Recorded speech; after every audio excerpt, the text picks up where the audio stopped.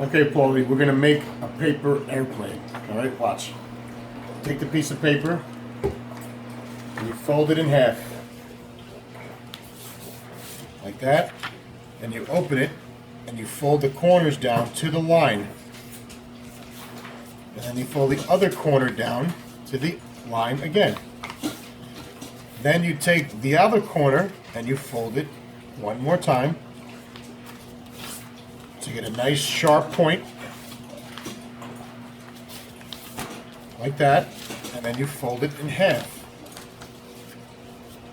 so that it looks like this. And then you pick however big you want your wings to be, and you fold your wings down, flip it over, fold the other wing down to match, and there is your paper airplane. The end.